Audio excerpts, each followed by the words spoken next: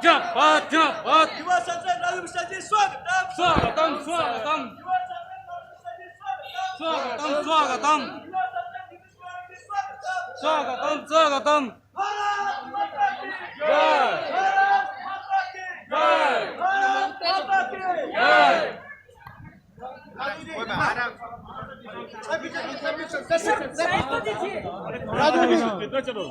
एक बार आराम से।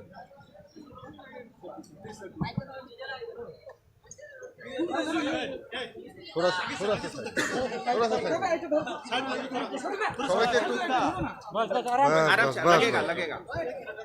পিছনে যারা আছে একটু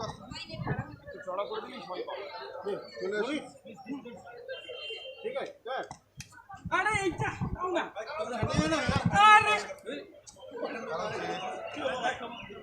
आराम से अरे आपको हटाइए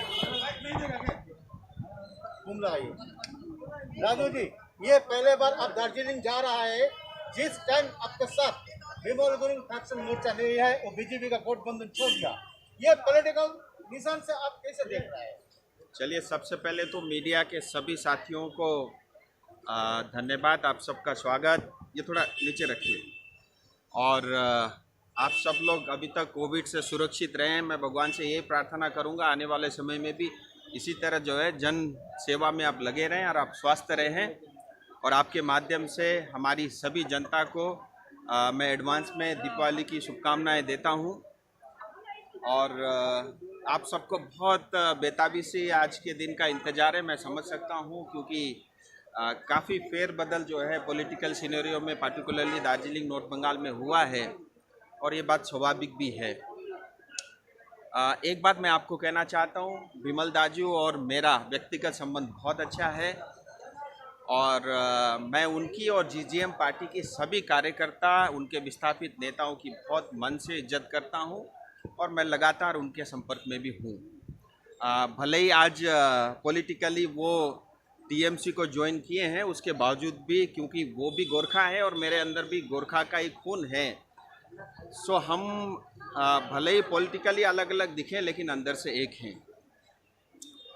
अब टीएमसी को ज्वाइन करना विमल जी की और जीजीएम पार्टी की उनकी अपनी समझ और मजबूरी हो सकती है, इसका सही उत्तर तो वही देंगे। लेकिन इतना ज़रूर याद रखिए कि अभी इलेक्शन में बहुत समय है, 7 महीने का समय है और आने वाले समय में ऐसे बहुत सारे जो है फेरबदल भविष्य में भी देखने को मिल सकते हैं। और आज मुझे एक चीज़ का थोड़ा दुख है कि मैं हमेशा जीटीए को लोगों को कोसता था, उनको टोकता था सिर्फ इसलिए कि विनय जी और अनित थापा जी वो लोग ममता दीदी का साथ देते हैं और उसके कारण गोरखाओं का बहुत अहित और नुकसान हुआ है। लेकिन आज से मैंने ये तय किया है कि एटलीस्ट मैं अब जीटीए को कम से कम कभी नहीं कोसूंगा, क्योंकि ये मैंने देख लिया, मेरी पॉलिटिकल समझ बहुत थोड़ी है लेकिन मैंने देख लिया पॉलिटिक्स में सब कुछ संभव है। आप और हम सब कभी ये सोच ही नहीं सकते थे कि विमल जी बीजेपी को छोड़ करके टीएमसी का साथ दे सकते हैं, ऐसा मैं कभी सपने में भी नहीं सोच सकता था, लेकिन ये हुआ। और उसका कारण कहीं ना कहीं जो है जनता को ये बताने की कोशिश हो रही है कि बीजेपी ने अपने प्रोमिसेस पूरे नहीं किए। मैं आपको ये बात बताना चाहता हूँ, आज बीजेपी केंद्र में 6 साल से सत्ता में है और पिछले 5 साल के शासनकाल में क्या कुछ हुआ उसकी मुझे बहुत जानकारी नहीं है और मैं उस पर जाना नहीं चाहता। मैं सांसद बना 1.5 साल हुआ है और फरवरी तक, यानी जून में मेरी शपथ हुई, फरवरी मुझे 7-8 महीने मिले और इस 7-8 महीने में सिलीगुड़ी हो, तराई हो, डुवर्स हो, दार्जिलिंग हो, कालिम्पोंग हो, जितने हमारे मुद्दे, चाहे वो गोरखा समाज के हैं, हमारे आदरणीय साथी भी मेरे साथ ही हैं, चाहे राजवंशी के विषय हों, चाहे आदिवासी के विषय हो, हम सब ने पूरे नॉर्थ बंगाल के सब सांसद खड़े होकर के संसद भवन में हमारे सारे मुद्दे हमने रखने का प्रयास किया है। और कहीं ना कहीं मैं आज कम से कम छाती ठोक के ये कह सकता हूँ कि जितनी मेरी समझ थी, जितना मैं पॉलिटिक्स को समझता था, उसके हिसाब से मैं अंदर से संतुष्ट हूँ कि मैंने अपना बेस्ट देने का प्रयास किया। अब देखिए क्या है कि आज बीजेपी एक ऐसी पार्टी है जो अपनी कमिटमेंट को ऑनर करती है। हम कभी नहीं सोच सकते थे 370 हट जाएगा, वो हटा। 500 साल से ज़्यादा समय से राम मंदिर का मुद्दा चल रहा था, उसका भी समाधान निकला। सीएए कानून लागू हुआ और उसके कारण बहुत सारे जो है प्रताड़ित लोगों को अभी जो है उनको नागरिकता देने का काम भी हो रहा है। लेबर रिफॉर्म से लेकर के, यानी जो ऐसे विषय थे जिसको कोई हाथ नहीं लगाना चाहता था, बीजेपी उसके अंदर तक घुस करके और जो संकल्प पत्र में वादे किए थे वो सब पूरे किए। मैं अपनी जनता को ये आश्वासन देना चाहता हूँ, बीजेपी ने विशेष करके गोरखाओं के लिए जो 2 मुद्दे किए हैं, एक 11 जो एसटी जनजाति उनको एसटी का स्टेटस देना, और दूसरा बात स्थायी राजनीतिक समाधान ढूंढना। और जनता में भी कहीं ना कहीं ये एक उनके मन में एक प्रश्न है जो स्वाभाविक है कि हम किस कारण बीजेपी को वोट दें, आप हमें रीजंस बताइए। सो मैं आपके माध्यम से अपनी जनता को ये आश्वासन देना चाहता हूँ, ये कहना चाहता हूँ कि चुनाव से पहले मैं वो रीजन आपको ला करके दूंगा, वो कारण मैं आपको ला करके दूंगा, जिसके बदौलत आप जो है बहुत आसानी से बड़े गर्व के साथ जो है बीजेपी को वोट दे सकते हैं। आप जो बात गोरखा और बीजेपी हमारा एक नेचुरल अलायंस है, क्योंकि हम भी एकदम कट्टर देशभक्त होते हैं जो वीर की तरह अपने देश के लिए अपना खून बहाते हैं और सरहद पे हम लोग जो है दुश्मन के साथ जो है हमेशा लड़ने के लिए तैयार रहते हैं। इसी तरह भारतीय जनता पार्टी एकमात्र ऐसी पॉलिटिकल पार्टी है जो नेशन फर्स्ट के नारे से, यानी हमारे लिए देश सर्वोपरि, उसके उस फिलोसफी पे जो काम करती है। सो एक हमारा और बीजेपी का एक नेचुरल अलायंस है, वो रहेगा, क्योंकि हमारा जो अलायंस है दार्जिलिंग हिल्स, तराई और डूवर्स की जनता के साथ है, वो कायम है। आने दिन में भी आप देखेंगे कि वो हमारा अलायंस जो है इसी तरह से रहेगा। और हम सबको ये ज़रूर दुख है कि बिमल जी बीच रास्ते में हम सब छोड़ के गए हैं, लेकिन जैसा मैंने आपको पहले भी बताया कि अभी चुनाव में बहुत समय, मुझे लगता है बहुत सारे चेंजेस आने वाले समय में देखने को मिल सकते हैं। आपको ये बात जो बताए इसलिए को बताते हैं कि बिमल गुरुंग को फिर बीजेपी के आने के लिए कोई संभावना की है? आपके बीजेपी को दरजा की बिमल गुरुंग को लिए अभी तक खुला रहेंगे? देखिए, मैं आपको एक चीज़ बताऊं, मैं ऐसा चाहता हूं, क्योंकि मैं खुद गोरखा हूं। मैंने देखा है 1.5 करोड़ हिंदुस्तानी गोरखाओं को जिस डिग्निटी के साथ जो इज्जत उनको मिलनी चाहिए थे, कहीं ना कहीं वो नहीं मिलती। और भाजपा ने गोरखाओं की पहचान बढ़ाने का काम किया है। आज कल गृह मंत्री जी भी मतलब गोरखाओं को लेकर के उन्होंने भी अच्छी बात बोली। उन्होंने ये तक भी कहा, जब बिमल जी के बारे में उनसे पूछा गया तो उन्होंने स्पष्ट कहा, बिमल जी आज तक वो गोरखाओं के लिए लड़ते रहे और अभी भी वो गोरखाओं के लिए लड़ रहे हैं। मैं इस चीज़ को जो है अप्रिशिएट करूंगा, ये स्पष्ट गृह मंत्री जी ने कहा है।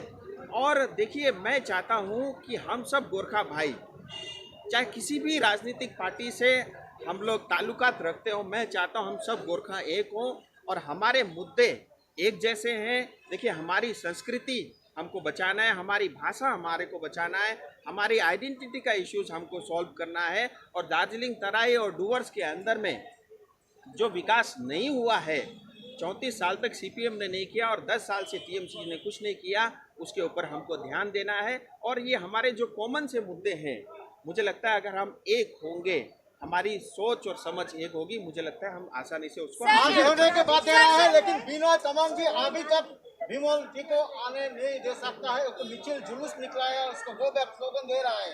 ये आप संसद बन के कैसे? देखिए, गोरखा लोग बहुत सरल हृदय के होते हैं, बहुत इमोशनल होते हैं, और कहीं ना कहीं आज हमारे लोग टीएमसी की चातुकारी और उनका जो डिवाइड एंड रूल का जो सिस्टम है, उसको हम आज भी समझ नहीं पा रहे। आप मुझे एक बात बताइए, आज बिमल जी ने टीएमसी ज्वाइन किया और वो कलकत्ता में है, और टीएमसी की प्रशासन विनय तामांग जी को बिमल जी के विरुद्ध में नारे लगाना और इस कोविड पेंडेमिक के समय में जुलूस निकालने की इजाज़त दे रही है, और वो टीएमसी ही करवा रही है। मेरे पास वो सारी रिपोर्ट है, सारी खबरें हैं। सो ये डिवाइड एंड रूल का फॉर्मूला टीएमसी का आज का नहीं, बहुत पुराना है। 2013 में अलग अलग बोर्ड में बांट दिया गया और आज भी पॉलिटिकल डिवाइड करके किसी तरह जो है वो फायदा उठाना चाहती है। मैं टीएमसी से कहता हूँ अच्छी बात है, आपने बिमल जी को शरण दिया है और उसके कारण एक अच्छी बात होने वाली है, क्योंकि जो विस्थापित लोग, मैंने भी बहुत कोशिश की, क्योंकि लॉ एंड ऑर्डर स्टेट का सब्जेक्ट होने का कारण मैं उसमें सफल नहीं हुआ। मैं ये चीज़ मानता हूँ, स्वीकारता हूँ और मैं टीएमसी से ये कहना चाहता हूँ, आपने जो वादे और आपने जो कुछ भी बिमल जी को प्रॉमिस किया है, मैं चाहता हूँ आप उसको जल्द से जल्द पूरा करो और हमारे सारे विस्थापित भाई और बिमल जी, मैं चाहता हूँ बाढ़ जल्द से जल्द वो वापस आए। सर এত বছর পর गरेर आफ्नो गोर्खाल्यान्डको मुद्दा त बेचेपछि कि अब फर्दर बीजेपीको मुद्दा पनि गोर्खाल्यान्ड हुनेछ? देखिए, मैं आपको एक चीज़ स्पष्ट बताने चाह रहा हूँ, कौन क्या कर रहा है, कौन क्या नहीं कर रहा है, मैं अभी उस पर बहुत ज़्यादा नहीं जाऊँगा।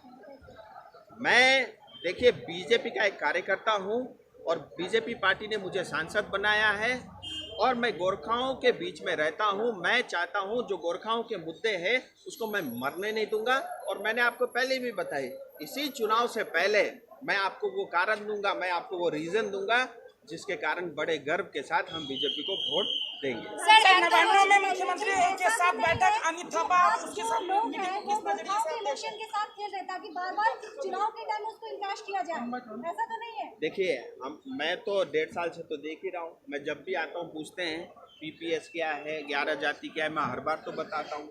सो हमारे लिए चुनावी मुद्दा नहीं है, लेकिन हाँ ये टीएमसी के लिए जरूर जो है उनका चुनावी प्रोपोगेंडा है, ये बात स्पष्ट हो जाती है। क्योंकि आप देखिए ना, हमने बिमल जी के लिए कितना कोशिश किया उनको निकालने के लिए, लेकिन कभी वो बोलते थे नेपाल में है, कभी बोलते हैं विदेश में है, कभी उनके पीछे आईबी लगा देते थे, कभी उनके पीछे सीआईडी लगा देते थे। यानी वो तमाम कारण और उन्होंने जो है वो सब हथकंडे अपनाए जिसके कारण उनको प्रताड़ित किया जाए। ये तो टीएमसी ने किया है। और आज अगर वो विस्थापित है, क्या बीजेपी के कारण है? नहीं है, वो टीएमसी के कारण है। सो मैं देखिए, मैं इसलिए नहीं बोल रहा हूँ कि मैं बीजेपी का कार्यकर्ता हूँ। मुझे तो कहीं भी मतलब बीजेपी कहीं भी मुझे ऐसा नहीं दिखाई देता है कि उसकी कोई गलती है। और बीजेपी ने हमेशा गोरखाओं का साथ दिया है, हमारे इस क्षेत्र के लोगों का साथ दिया है। वो कल भी था, आज भी है और आने वाले समय में भी रहेगा। ये बात मैं आपको स्पष्ट कहना चाहता हूँ। স্যার এত বছর পর আবার গোর্খাল্যান্ডের ডিমান্ড কেন? क्या? এত বছর পরে আবার फिर गोरखालैंड का डिमांड क्यों गया है? देखिए, मैं आपको बता रहा हूँ, आप 2019 का मैनिफेस्टो देखिए। गोरखाओं की हमेशा से ये मांग रही है गोरखालैंड हो। भारतीय जनता पार्टी ने स्पष्ट कहा है 2019 में हम स्थायी राजनीतिक समाधान करेंगे।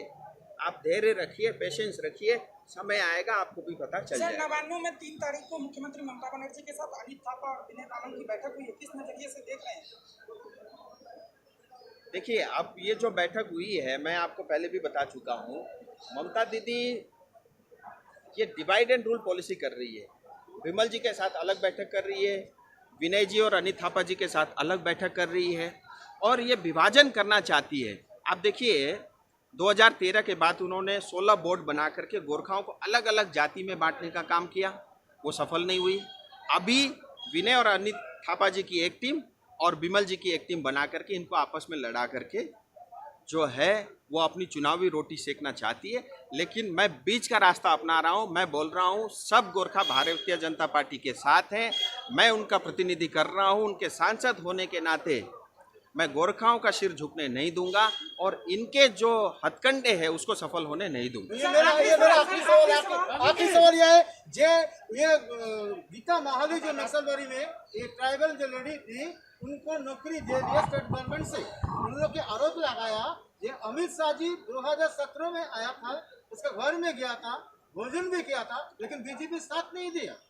दो बातें हैं, एक तो बीजेपी के नेताओं की सिलीगुड़ी में और दार्जिलिंग में, कुछ बिहार में, जलपाईगुड़ी में डिमांड बढ़ गई है, क्योंकि ये पता चल गया है कोई भी भारतीय जनता पार्टी का शीर्ष नेतृत्व किसी के भी घर में जाएगा, टीएमसी अगले दिन जाकर के उसको नौकरी दे देगी।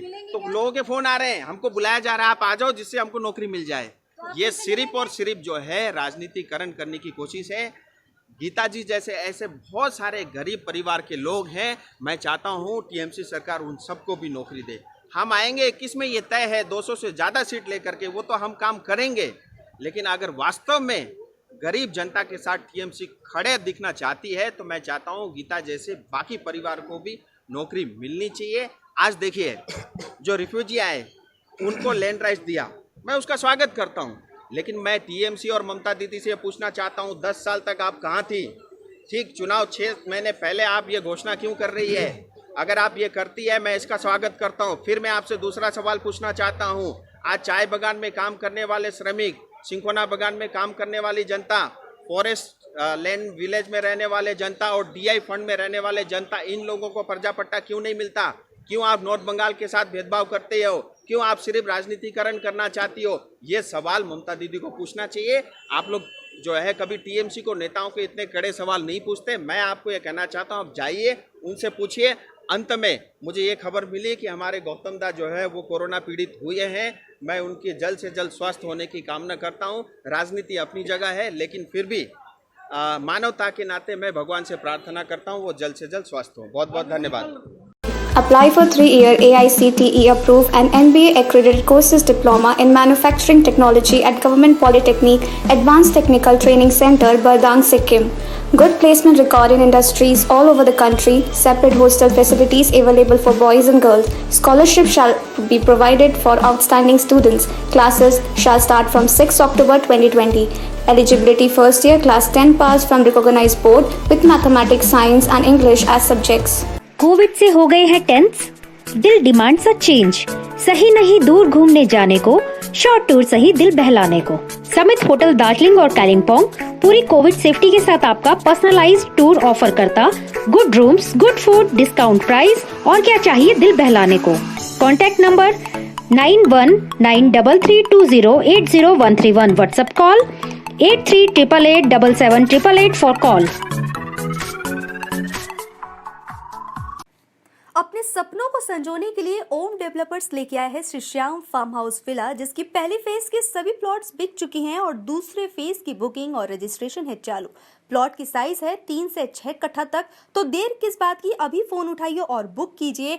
Shri Shyam farm house villa, Phulbari. Contact number 9609784045 या 9733036000। बहुत जल्द इसके तीसरे फेज की प्लॉट भी लॉन्च होने जा रही है।